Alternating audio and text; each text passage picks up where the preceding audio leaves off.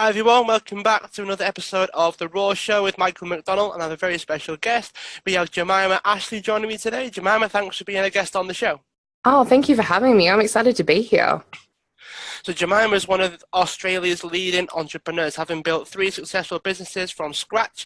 She is a highly sought after business consultant, mentor, speaker, and she'll even be releasing her first book this year, which is 2018, for those of you that are listening in the future. So, what I thought we'd do is start with your background, if that's okay, Jemimah. So, could you share with us where you were born and what it was like for you growing up? Yeah, so I was raised in, so I'm Australian, if you haven't picked up from the accent already. So grew up in a little town called Munro, and it had about 100 people in it. And we didn't have, we had one school, we didn't have a shop or a pub or any public transport or anything. It was just a little farming community with a school and a hall. So that's where I was born and sort of raised till I was 18 and sort of hit the open road after that very quickly. Childhood was great. I had an adopted sister and a stepdad and a mum, and they both worked full time, so I got a really, really strong work ethic from them. And we also had a farm, so I think a lot of it was what would become a really, really strong work ethic in me was built sort of by watching my parents have full-time careers and then also running a farm on the side. All right. So, where did things go from there then? So, from what I know of yourself, Jemimah, is you've actually managed to work in the police force. So, how did that come about? Yeah, so my dad was actually a police officer for 44 years. So it's kind of in my blood. So it was kind of a guarantee that I was going to head there at some point. My first memory of me and my dad kind of hanging out was I was about 3 or 4 years old, and he was working on some homicide files that I found. And I was just All sort of right. drawing on the back of them, and my mum losing her mind in the background going, you can't show a 4-year-old that. And I was perfectly fine with it. I was like, this is obviously normal. So, yeah, I left home at 18 and moved to Melbourne in Victoria. So I went to university there and studied. I've got a couple of university degrees under my belt, but my first one was in security, specialising in national security. And then went on to do fraud investigations and criminal intelligence and got a master's in that. So, yeah, then I ended up in the police force. So my first job outside of while I was at university and studying was working in a prison, which then led to the court system, and then I joined the police force a few years later. Right, so it didn't seem, at least from what you said about your dad being in the forces as well, it didn't seem like a bit of well, at least much of a learning curve for you then. So you've gone to, to university, you studied it, and then your dad was in there as well. It didn't at least appear to me to be a big step up for you. No, it was fantastic. I loved it. I knew this is what I wanted to do. It was something I loved doing. And I did it for 10 years, loved it. I traveled the world working in law enforcement. I got to work with agencies all over the world, got to work in, criminal intelligence fields, working in profiling, learnt a few languages along the way, got to travel a lot internationally and also domestically and here in Australia. And I got to about the age of 30 and I just got very, very tired. And what I realized is that I was, the one thing in law enforcement no one tells you is no one's ever having a good day. You've either got people who have been arrested or you've got victims who have had something awful happen to them, or family of victims. It's never happy, like we're never investigating who stole the most puppies. It's Mm. always something slightly more horrible. Yeah. I was working in sort of federal law enforcement. So I worked in sort of human trafficking for a long time and counter-terrorism. So never fun days in the office. And I got to 30 and I just realized I was very, very tired and not sort of just like I need to have a good sleep, just feeling a little bit burnt out, I think, from law enforcement. So, yeah, that's when things dramatically change. It's almost like the news, isn't it? Whereby if it's always negative. It's very rarely you hear good news on the news, is it? It's normally the bad news that seems to make it, and you probably get the full force of that being in it's almost like the receiving end of those sorts of stories. So yeah, it Yeah. can't have been easy. No, it was difficult. It was difficult. This was what I was raised in, and one of the things that I learned really early on was I started compartmentalizing my life. So I had my work, which I couldn't speak about outside of work. So it was just, I had only work. Even, I couldn't talk to my partner about it, couldn't talk to my husband. He'd later become my husband. I couldn't talk to these people about the things that were going on, for 8 hours a day. And sometimes it was 12, 15, 20 hours a day. So yeah, it was around that time that I had a bit of a chance encounter that would sort of change everything very, very quickly for me and sort of leave into entrepreneurship. So what was it like outside of the forces then? Because you mentioned that you couldn't actually have conversations with anybody about the work that you were doing. So what sort of conversations did you actually have? I mean, maybe you can, because there could be people that have a similar situation with either in a job or even a business that even though they love it, it's got to a point where like they can't really, it's hard to have conversations with people about something different because that's all they spend their time doing. But with yourself, it's that you can't actually have those conversations. So what was that like? Yeah, so I think there's a bit of a split there, that you're talking about. I think that, you should never have entrepreneurial conversations with people who aren't entrepreneurs. Like, so that's part of sort of what you're talking about there, that you just can't talk to your regular friends who do 9 to 5 about business things. They don't care and they're not supposed to. So also good for you to think about something else. But the other thing that sort of came up for me during that time was, I remember one day specifically dealing with sort of a life or death situation at work, and in that particular matter it had resulted in a death, and it had felt like a failure, like it was an utter like that's a bad day for me. It's pretty hard to rattle me, and especially when your benchmark is death and someone passing away. So like I'm pretty level most of the time when it comes to things. But I remember leaving work and we had a bit of a ritual in the office. When you had a bad day, there was kind of a daycare centre that was near this coffee shop, and if you sat at the coffee shop you could actually hear the kids playing, and it sort of gave us this reason that why we were doing this terrible work that no one should be doing for a long period of time. And I just remember sitting there listening to the kids playing, and then ever the boss saying, all right, time to go back to the office, and dealing in this really crappy situation, and packing up my desk that night and going out with friends for dinner. And everyone was just sitting there talking about their boss and like, oh, my boss was such a jerk today. He made me stay for an extra 20 minutes. Or, oh, the budget hasn't quite lined up. And so I'm just so stressed. And I'm looking at these people going, are you guys kidding? Like, how is this? Okay, so this is a normal person's conversation. I was like, right, this is difficult. And yeah, it was very much, I'd watch things that were happening in the news and know that I'd have involvement in that. And I couldn't tell anyone. Or my mother-in-law mentioned a pretty prominent case that was in the Australian media at the time. And, I had a lot to do with that. And she's like, oh, have you been watching this case? I'm like, yes, I have.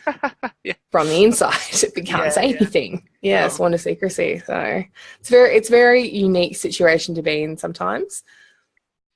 Was there anything that you did to get around that, or was because you mentioned that you had a handful of times where you've had those moments, like you've not had to talk about things, you've not had to have those sorts of conversations. Did you come up with any like tricks or tips so that it actually helps you engage with people outside of that? Because it's easy for me to turn around and say that it's hard for me to talk to people who aren't entrepreneurs, but then you've got people that can, and then you've got people like yourself that genuinely can't talk about these things for whether it be for professional reasons or just courtesy or whatever the case is. So have you got any tricks for people that are struggling to have those conversations? Yeah, I think that, I guess if you're unable to talk about what you're talking about, if you explain that clearly, there'll be, if someone's pushing you, I guess, for information, sort of saying, oh, so what do you do? And you want to shut that down, there's a really quick way of shutting that down, is just saying, look, actually I can't speak about it due to issues. So you can shut that down pretty quickly. And if you hold firm on that, I found people just kind of respect that. But if you're in the situation where you can't talk about work, but you need to, because, things are starting to get a bit overwhelming, there are certainly in most of those kind of roles, there is professional assistance kind of available. And if there's times where you're sitting there and you're looking around the table and your friends are all having a bad day, but you've had a very bad day, it's not a great piece of advice I'd give, but wine does help in those situations. But also just, being, because you can, I guess, sometimes be a bit resentful to them. but they don't know. That's kind of the really big key. If you can't talk about your stuff, you can't expect other people to understand what's going on, especially if you can't talk about it. So it's kind of having that dual respect of, okay, well, I'm taking everything you're saying with a grain of salt and understanding that you mean no disservice. Also, you can hopefully come in and give them some perspective as well. Yeah, I quite like when you say that it's hard to complain, I guess, or to have the opinion that people don't understand where you're coming from if you don't actually communicate it. So sometimes, like, I mean, I know I've been guilty of this, where I've sort of said, well, why don't they get it? You know, why don't they understand? Why can't they see? And sometimes we tend to go down this road of, well, maybe like we're expecting too much. Maybe, you know, we're trying to think that they're thinking the same thing that we're thinking. I know it's a bit of a roundabout way of thinking about it, but sometimes we can assume that people know, even if they don't actually know. So hopefully, yeah, hopefully people that are listening will probably take that and use that. But yeah, add something that rung true for me when you said that. So what made you leave? Like you were there for 10 years, and then it was, well, I mean, there are loads of people that do keep working, I guess, even though they get to that certain point. But what was the tipping point for you? Yeah, it's a combination of things that really happened kind of back to back for me to want to leave. I've got a book coming out later in the year, sort of August, September time, and sort of write a massive kind of chapter on this. But there's sort of a bunch of stuff happened to back. But I think the thing that really kind of drew attention to me, we had so as you would probably know, Australia has some pretty strict gun laws, and after a result of an incident that happened in 1996 in Australia, in Tasmania, in Port Arthur, and we have some pretty strict gun control laws now. So there was actually a shooting that happened in Sydney, and an accountant who was leaving police headquarters, he worked in finance, he wasn't even a cop, was unfortunately shot and killed in Australia. And that was a little bit too close to home, because it was just an attack against the police force made by ISIS. That was kind of like a big start of a tipping point. Also around the same time is that I had started to do improv classes or impro classes. So I had discovered for the first time in my entire life, coming from a very blue collar kind of family and law enforcement family, that there was creative careers that could be made, and you could have a job that wasn't 9 to 5, and you could have a bit of fun on the side as well. So I'd signed up to do sort of some classes just as a bit of a stress release, and I'd moved to a new city called Canberra in Australia, and so I'd met a whole bunch of new people. It was to make, broaden my network. I started to meet people that were doing fun and interesting things that weren't doing this 9 to 5 grind anymore. And that kind of culminated. So I started new classes. So I'm meeting people. Some of these people are full-time actors, full-time directors, full-time screenwriters. And this is really interesting to me because this is the first real time I've met people who do creative stuff. Also, work is now looking a little bit more depressing. We've got, people who are being shot. I'm seeing dead bodies. I'm seeing decompartmentalized life, and I'm getting a bit exhausted by this process. And then, the tipping point, absolutely. I was in a bit of a working holiday in Manhattan, in New York, and happened to meet a silversmith. Just the apartment that I happened to be renting was directly below someone who made jewelry in a jewelry studio. And for a couple of days, I stared through the window at this poor guy. And I swear this is the only time in the history of the planet that stalking has paid off. But he banged on the window after, days of this young woman just kind of staring at the window through him. He's sort of this 75-year-old grumpy dude. It's like, what are you doing? I'm like, what are you doing? So I sat with him and made a ring that night. And he showed me how to play with metal, and I immediately knew this was something I wanted to do. And that was the start of my first business. So I came back to Australia and started a business almost immediately. What's the first business that you decided to start with? Well, I went from law enforcement to creating jewelry, becoming a silversmith and making jewelry. So the brand was called Tang's Design. It still exists now, tangsdesign.com.au. And I still make jewelry to this day. I love it, but that was kind of my first place in entrepreneur land. Started a business, had never had business experience before, and threw myself, as I had with everything else that I've ever done, fully into it. So I started, consuming everything I could get my hands on how to run a business. What does business look like? I was reading all these things like business is hard for the first year. You need to get a tribe. You need to create, how to create a website. You have to learn how to do social media. And I just duck to water, just decided this is what I wanted to do now. So all my attention and focus went onto this new thing, and it was probably the best thing I've ever done. What were the things that you learned most? Because the first business tends to be where everything tends to hockey stick. Everything tends to really shoot up. The learning curve isn't really a curve. It's more just straight up and hope that you can manage it. So what was it like for you? Little overwhelming to start with. It was just overwhelming. So I'd never had any business experience before. I'd never known anyone that really had a business. Everyone that I knew worked in corporate. And I had to navigate this new location very, very quickly. So I did that in a few ways. A lot of it was just consuming as much as I could. Podcasting was huge for me. I listened to a lot of podcasts, a lot of YouTubes. I found Gary Vaynerchuk very, very quickly early on in the piece. I listened to a lot of Tony Robbins and realized how quickly, and I think this is a real big key to the success that I've had, but I learned really quickly that business and personal development were so closely intertwined. If you weren't working on yourself and you weren't working on your business, then you were just going a bit stagnant. Just consumed. I became a bit of a junkie, like seminar junkie. I go to any seminar, any free conference, any of this sort of stuff that I could get my hands on as well. And that's when I decided that I need to start networking and meeting other business owners. So that was sort of the next step in the process.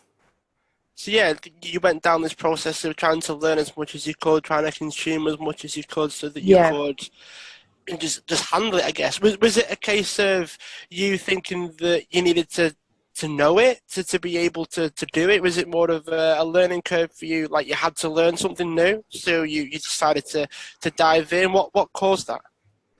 I'd say it's probably a combination of both. I didn't feel comfortable starting a business and not really knowing what I was talking about. That for me was a little bit uncomfortable, right? I've gone from this career that I've got awards in and I'm celebrated in and I've got degrees in, and then going into business. And, the buy-in for entrepreneurship, and it's something that I don't think is spoken about enough, is the buy-in for entrepreneurship is so low. It is $20 and and a smartphone. And you can really start a business straight away. So I wanted to make sure that I was setting myself up for the best possible outcome. And everything that I was reading was saying 90% of businesses fail in the first 5 years. 95% of businesses fail in the first 5 years. Like the data was absolutely showing that, most people aren't around in 5 years. So I really wanted to give myself the best shot. But what I found that there was no central place for information. And there was no one. The other thing is everyone made entrepreneurship look glamorous. They made it look so great. Instagram was so misleading, I guess would be the word. So, we're recording at the moment. It's 10:30 at night where I am at the moment. And it's middle of winter. It's freezing cold. Mm-hmm. I get up at 5 o'clock every morning, and it's now, 10:30 at night for me. Like, this is entrepreneurship. This is being in your pajamas and sometimes having to do interviews. It is getting up at 5 a.m. It is meeting those deadlines where you need to meet them. It is a lot of work. And I think for me, I started to really see very quickly and dispel a lot of those things that I was seeing as maybe not being 100% accurate either. So what caused you to, I'm assuming, of course, that you did change businesses. I know it's still there now, so maybe you just added the string to your bow, so to speak. What was next? So, so the big realization for me was that there was no central point for information. I found that there were so many business owners who weren't finding the right tools and weren't finding the right things. So the next step for me was I wanted to create a database or create something where I could share the things that I was learning, because I was starting to meet other business owners who needed help. And I thought, okay, what is the one way I can do this? Now, I'm a pretty solid writer, but I'm a very good talker. So I went, I'm going to start a podcast. So I Googled it, because that's what you do when you decide you're going to try something new, is I Googled how to start a podcast, and I did that. And so I created a podcast in collaboration with a girlfriend of mine, Siobhan Joyce. We created a podcast called The Business Experiment. The Business Experiment is now in over 70 countries. We've been downloaded thousands and thousands and thousands of times. We had a reach of, 4 million just on Facebook alone. Like, we grew very quickly with that podcast, and this became in the number 2 business podcast in Australia. Like we hit a lot of amazing milestones very quickly. And we are aware that there was a bit of luck and a bit of great timing, but what we realized is the content we were providing was perfect, exactly what we should have been providing at the time. So that was kind of the next step in the entrepreneur process. I accidentally started a jewelry business where I just went, I'm going to make this for myself, and I loved it. And people started buying jewelry, and friends of friends of friends started buying jewelry, and I went, I'll put some of this online, and it kept selling itself, and I didn't really have to push it. I then consumed all this information about business, trying to make my other business bigger, and went, I'm going to be helpful and share this to other people, and that grew so quickly as well. So sort of had these 2 businesses that, just kind of trucked along. It was very much in alignment with what I wanted to do and, where I was going to go with my career. So just out of curiosity, when did you start your podcast? How far back are we going? And as a bit of a second question for that would be, what do you think was the reason why it grew? I mean, from my own experience with starting things early, is that can play a big part for me. So if I'm early enough on something and I dive in when things are slow, sort of ride the wave, so to speak, when everyone jumps on it. Was that the same for you, or did you have anything that stood you out, which meant that the reach that you were able to get was actually attainable for you at that time? Yeah, so we started our podcast in 2016, so I wouldn't say we were sort of too early off the mark. Podcasting, I think we're going to see, even now, I think we're going to see an additional further and further rise. We're seeing, the stats are telling us at the moment that 80% of the data that we consume and the information we consume in the future, in the next 5 years, will be through video. But what we're now seeing is people creating videos and ripping the audio off and making podcasts. So I think we'll actually even outgrow the video stat. I think podcasting will still continue to grow and is still going to continue to grow. What I think we did differently was we talked no nonsense. And the other thing that we did was we were exactly who we were in person, and we were unapologetic about that. But we put a spin on different things. Like, we actually saw a gap in the market, which was, and this was probably fundamentally the big thing we did, is that we recognized that no one was talking about the real of being in business. No one talked about, again, the 10 p.m. being in pajamas doing an interview. We didn't talk about having to get up at 5 a.m. because you have so many emails that your computer might actually explode. No one was talking about the fact that Instagram was fake, or that, you were the sum of the 5 people you spend the most time with. You could find this information, but it wasn't in a central location. So we started talking about what it was actually like to start businesses.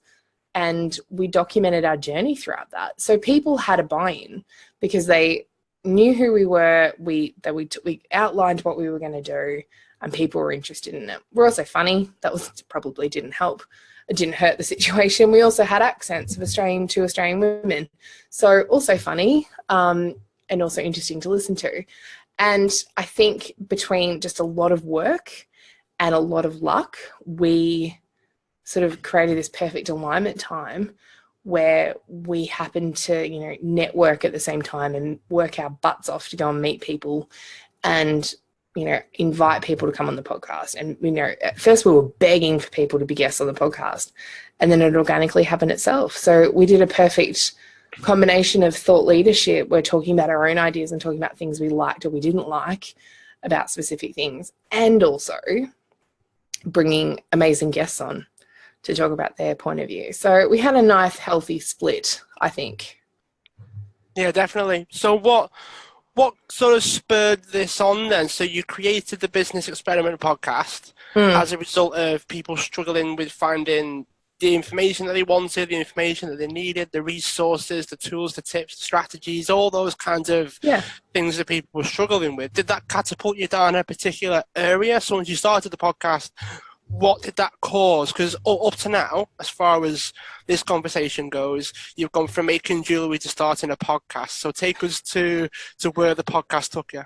The next level, yeah. So what happened really quickly was what it all kind of came to a bit of a head really quickly. So all the things I'd done previously, like working in law enforcement and, working as profiler and working as an analyst, coupled with now doing improv skills and creativity, immediately landed me in a great position where I'd run a service-based business, being the podcast, and also ran a product-based business, which gave me really good sort of credence as a business coach, because I've now built these 2 stellar businesses very quickly back to back with great results, and that we're actually making money in the first 12 months. So what ends up happening is I end up sort of becoming a bit of a mentor and helping other people, and, just reaching out. People were asking us questions regularly. And then the next step of that was, because I was doing so many little interviews and doing, to little videos, and we were doing this podcast, is people would then say, can you help me MC an event? Can you come and help host something? And because I'd done improv and acting now, I was very comfortable being on stage, regardless of how many people were in the room. I never hesitated. I would love speaking. I love going out there and doing things, and love presenting particularly, and doing keynote speeches. And so it sort of was this perfect alignment for me to kind of take the next step in now mentoring people and being a speaker. So the podcast was what catapulted you down this idea. Okay, I'm going to help other people with their businesses because I've got there are multiple different businesses that you started. So it's not like you've just gone down the service-based route. It's not like you've just created a product and marketed it and advertised it and went that way. You've done both. So yeah, I quite like the variety that you've got, and I guess the podcast as well would help with the speaking side as well. I know it's definitely helped me over the coming months of starting my own podcast, which is what you're on now. But yeah, it sounds like you've got a vast variety of things that you have done. So how did you take that and then turn that into a business? Because I know a lot of people that say, okay, I'm going to start to help others with their businesses now, and then that's probably when they start to then struggle the most. So what was your journey like? Yeah, so mine was a little bit organic, again, just kind of falling into this alignment of where I needed to be. So the business experiment wrapped up at the end of 2017. So after 18 months, we kind of said, all right, we've kind of nailed this topic. The other thing is our other businesses were getting a little bit more hectic and we're growing as humans. And, there's only so much time you can talk about the business reel and kind of give business tips and tricks for people in the first 5 years of business. We'd really nailed the topic after, 50 odd episodes. So I sort of stood back and kind of looked at this, what I was able to do. And a lot of the things that I'd done is, I'd built businesses predominantly out of social media. That sort of, when I did a bit of analysis, I went, yeah, I'm very good at social media. I'm very good at making videos. And, I had to take a step back, right? You really have to kind of have a look at, really analyze your skill set. I think people don't take enough time to recognize what they're good at and what they're bad at. So I had to sort of take a few steps back, right, and go, all right, where am I succeeding? Where am I failing? What am I loving? What am I hating? And really analyzing that, just having a bit of time out and sort of digging into that a little. So then I went, yeah, you know what? I'm working as a mentor. I've been doing it for the podcast, acknowledging what that was and acknowledging that I loved speaking and this is what I wanted to do. And I think where it sort of came together for me was being able to recognize that where my strengths were and where my weaknesses were. Because I think when people have these failures, when they try to start outsourcing and trying to, help other people, is we haven't analyzed in ourselves what we're good at and what we're terrible at. So I got really clear about that and realized what I loved doing, what I hated doing. Because I think people get to the point, and it's particularly my experience with a lot of my clients, that they think they should, that's the next step, but it's actually not what they really wanted to do. So what questions did you use to distinguish between what you wanted to do and what maybe you could actually do? Because I know there is a bit of a difference between things that you want, but then, reality might just hit you in the face and say, hang on, you need a bit more time first, and maybe you need to learn a bit more, maybe you need a bit more practice before you can actually go out and do those things. How do you distinguish between like strengths, weaknesses, and the things that you could maybe practice or learn about? Yeah, so what I did is I used a hack that I'd learned many years ago from Gillian Michaels. She was on The Biggest Loser of the US for a long time. She wrote a book called Unlimited. And I'd read this hack in there once and I had sort of filed it away. So the first thing I did was really clear with what I liked doing. Because I think a lot of people, we try to do too much and we keep holding on to stuff we don't like doing because we're like, oh, no, it's fine, I have to do it. You don't. Actually, there's VAs or other people who can help you. You can outsource a lot more work than you think you can. So the trick was this, is that I set an alarm on my phone for every 30 minutes. And every 30 minutes, the little alarm would go off and I would analyze what I'd done in the last 30 minutes. And I had 3 categories: things I loved, things I hated, and things that were okay. So I got really clear on it. So one of the things that came up, I really liked being on podcasts. I really liked talking, really liked speaking. I liked being on the phone. Again, we're seeing a trend here, right? This is all stuff from talking. I didn't like paperwork. I didn't like doing emails. I didn't like photocopying stuff. It became very clear to me, I didn't like paperwork. I liked responding to emails and I liked communicating with someone else. But again, I started to get very clear on that.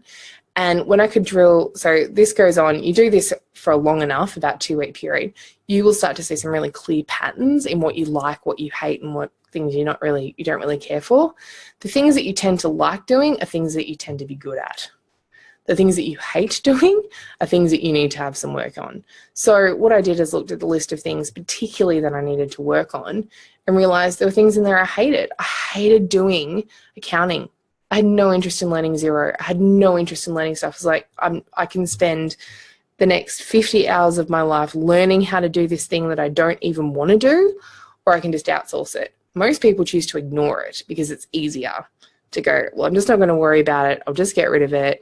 I'll just push it to the side. I'll get to it later. And you don't. And this is where failure starts to accrue. It accrues in the little tasks that you just don't want to do. So that's how I started to get really clear on it. What do I like doing? What do I not like doing? What can I outsource? And I guarantee you 100% changed how I did business.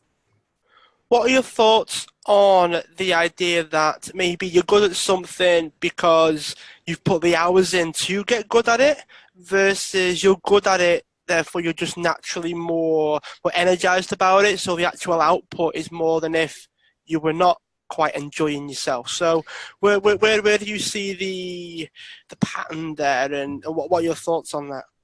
Yeah, so I think you've probably heard of the 10,000 hour rule. So one of the idea being that if you want to learn something, do it for 10,000 hours. You only really do it for 1,000 hours and you're going to be pretty good at it. So I think it comes down to, from this kind of point of view, is that what do you want to learn how to do? So I'm terrible at Photoshop. Like, I'm not good at it, but I know I needed to get better and I liked doing it. And it was something I had a desire to want to do. So I practiced on Photoshop and I got better at it. I learned graphic design stuff and got a little bit better and bit better and slightly more improved, and watched, docos on it and watched a few YouTube videos. So, if you want to get around this stuff, like, you definitely need to persevere to it. You don't see people picking up a guitar and being like, oh, I think I might learn this, I'll just give it 1,000 hours. No, it's people that want to learn the guitar that sit there for 1,000 hours and doing it. So I think it's, again, being clear, do you want to do it or do you feel like you have to? So, but I mean, nothing beats hard work. Nothing. So if you need to learn something, it's hard work. There's no way of getting around it. You can't skip to the end. It is just going to be hard work if you need to learn something. One of the books that I've recently read said that you've got to choose what struggle that you have. So it's all going to take hard work. You're always going to come up against struggles, but the idea behind the chapter in it was that you actually get to choose it. So you can desire something, you can want to do something, which means that you're actually prepared to put the time in. And it's a conversation that I'm having quite a lot, because sometimes you've been struggling to do something that other people might have wanted you to do rather than what you wanted to do. So you've got this disconnect between the journey and the thing that you actually want to do. So it's a bit of I guess it's quite a deep conversation for a lot of people that have never, as you say, done the work on themselves. So what were your revelations, and then what was the result at the end? what my revelations, I don't know about you, but I learn things every day about myself. Things that I had no idea about myself. And it's such an interesting, I guess during that time was a bit of an interesting process. I think the big kind of takeaways for me was around, you know, the amount of people that sort of say, an overnight success is possible. I've just got to get the idea. I've got to come up with the idea to become an overnight success. And it surprises me how many people have that mindset of it's just that one idea that's going to change everything. Because if you go and have a look at any of the real greats, there's 10 years before you even look at becoming an overnight success. So for me, the big revelation was, I might like doing something, but I'm not, I'm naturally good at talking. Here's a good example. I'm very naturally good at talking. My grandma used to joke that I could talk underwater with marbles in my mouth. So, I wouldn't shut up most of my life. And that's a big thing for me. So speaking was easy, but I still had to learn how to do it from stage. I don't know if you've seen good speakers, but they do a few specific things. One, their cadence is very, very low. Like they will pay attention to the audience. They will plant their feet. They're not going to walk up and down. They're not going to, forget where they were at with stories. That's a skill. And that's a skill you have to develop and you have to hone. You have to practice that because naturally that doesn't happen. We want to walk, we want to talk, we get nervous or adrenaline pumps, so we're going to walk up and down the stage. Like you have to put the work in for the things as well. So even if you are naturally really good at something, you might have to do some work in the background to make yourself better at it. Yeah, I think that might also play a part in it as well. Like if you're good at something and people are telling you that you are good at something, then there's an argument that you might actually not do any of the extra work, but then someone that keeps trying to be better, trying to improve all the time, and maybe they get the odd even negative feedback about something, or maybe they get someone that says, oh, maybe if you just did it this way, maybe it'd be better next time, and they're actually more likely to put the work in, and then they might even overtake that person and get better, while that person, well, I'm kind of good at it, so I don't need to do any extra work. I would totally say to those people out there, look, you might be really, really good at something, but there are people who are hungrier than you, who want it more than you, who are willing to do more work than you. And it's just a numbers game, like you might be naturally very good at something and sit at a 7 out of 10 of skill of that. But if you've got a 5 and they're doing, 10, 15 hours a week practicing, and they're getting better and better and better, they're going to grow and they're going to become an 8 much quicker than you will. You naturally won't develop any further. So unless you're brilliant at something, Tiger Woods once got up and said, I'm amazing at playing golf, but he said it took him 10,000 hours to learn how to play how he does. Michael Jordan, very famous for saying, I have missed more shots than I've taken. Yeah. So, you have to practice this. There's no natural ability. Michael Phelps, and another amazing, I'm using a lot of sports ones here because I think the 10,000 hour rule really does apply a lot to this, is that, he was doing 2-3 workouts a day where people were doing one. Then people were like, no, you can't do that. You're going to overtrain, you're going to hurt yourself, you're going to do this. And he went into the pool and blitzed everyone. It's just a numbers game. If I work 5 hours a day and you work 10 hours a day, guess what's going to happen? You're going to outwork me in the first day. It's just a numbers game. Get really practical with this. Figure out what you like to do, what you don't like to do. Do you want to get better at it? Yes or no? Okay, make a choice. Sometimes it's not going to be a choice. You're just going to have to do the work. Like people just, I think this is one of the key reasons that people fail is they just under-recognize how, there's just this failure to identify how much work goes into this because it's just a lot. Yeah, I think there's a definite argument for if you make the choice to find out a bit more about yourself first, and then you're able to make the better decisions as well. Like sometimes you can make the decision, put the work in, but then not actually achieve what you want. But if someone does the work beforehand and you think, okay, what am I actually prepared to do for 10 hours a day or 12 hours a day, or what am I actually going to want to do that for? What am I going to want to actually spend the time on? Then I think you're more likely to come up with a different answer. Yeah, absolutely. Wholeheartedly agree with that. All right, so last couple of the questions really. We've spoken about a lot. I mean, I've made a lot of notes myself, Jemima. So Excellent. yeah, So glad to hear it. I'm going to go back through those. Have you got any resources or books that you would recommend for the listeners that maybe they want to learn either about yourself or about the idea of starting the business or taking a more varied approach to the way they do things? Yeah. So firstly, head over to my website, jemimahashleigh.com, and check out. There's a heap of blog posts on there. There's a heap of free downloadables on there. My top tips for business is on there as well. You can check that out. If you're looking for a different podcast, go and check out the Business Experiment, especially if you're in the startup phase. Very, very helpful tips and tricks on how to start a business and how to get really across business ideas very, very quickly. And a few recommendations I would definitely give. If you're looking at sort of getting an idea about social media and sales, I would check out Jab, Jab, Jab, Right Hook by Gary Vaynerchuk. It's a great book. I would say I would also go and read Feel the Fear and Do It Anyway by Susan Jeffers. There's also another book called Grit by Angela Ducksworth. And that's a really, really solid read as well. That's all about how to stick with it when it gets really, really tough in business and building that grit and that resilience in business, which I think a lot of people don't have. Yeah, definitely. That's one of the common themes I think from the conversation today is you've just got to understand that it's going to take time. It is going to take a lot of energy from yourself to build something that's worth having, I guess. And yeah, you've got to put yourself in that position. So, all right, last question for you. We are quite near the end now. So you mentioned your website. Do you have any social media links or any other thing that you want to mention before we get to that last question? Yeah, so Instagram, Jemimah Ashleigh, and you can just stalk me pretty much on any of those. Works, I'm on LinkedIn, but that's about pretty much it for me. I'm also on Facebook, but that's about it. Yeah, just stalk me on anything. It's fine. Yeah, just have fun. Look, stalking worked for me. It can work for you as well. That's one way of putting it. Okay, last question. So this is where we can open out everything now. So it doesn't have to be related to what we've said before. We can go wild, all right, Jemimah. So what would you like the world to know about you that it doesn't already know?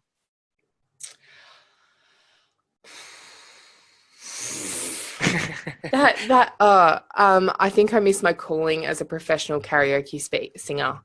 I think that's what I meant to be doing in my life. I did karaoke on the weekend, and I think I would have been very good at that if that was a full-time career. That would probably be up there. Oh, we should get you on the X Factor, shouldn't we? That's what we should do. I would be all about that. Okay. Oh, here's another thing you can know about me. I'll give you a couple things. So I don't get a lot of downtime. Obviously, with my career, I do a lot of traveling. I do a lot of speaking gigs. Travel internationally a fair bit. My guilty pleasure, and don't say this lightly, my guilty pleasure is watching terrible auditions from like the X Factor and from like American Idol and stuff, because they are the best thing that you can ever find on the internet. I think that whole show should just be terrible people auditioning. So like you got a reason why you listen to those? Like, is it you do it for the laugh maybe, or what's the motivation for that? I think it just reminds me of being in business. Like, how many people are like, I've got this. I'm like, you don't got this. You have done nothing. You just think you're really good, and that's great. I think the laugh factor is always good. I think I also enjoy probably you would have met people, Michael, that certainly think that they're much further along in the process than they think they are. Yeah. And, who are too big for everybody. I just love watching these people. I'm like, are you kidding? Who told you this? Like, get some realistic expectations of where you are. I think it's just a reminder for me too to be a bit humble about stuff if you get success. So it's it's an interesting little show. I also really like Simon Cowell. I think he's pretty great. He's pretty hilarious. So a bit of a national treasure, I think, for me here. Thank you for that. It's fantastic. Yeah. All right. Well, yeah, I've enjoyed talking to you, Jemimah. Thanks for being a guest on the show. I'm sure people that listen, if they want to find out more about you, I'm sure they will go to the links and stalk you as you quite want. Well, you want them to, I guess. Yeah, I do want you to stalk me. I'm sure this will be played in court one day and I'll have to explain it. But yeah. Yeah, so but thank you so much for having me. It's been really, really fun, especially chatting all the way to the UK. It's great what technology can do these days. I know, it's amazing. All right, Jemimah, thanks for being a guest on the show. I'm sure Thank we'll keep in you. touch.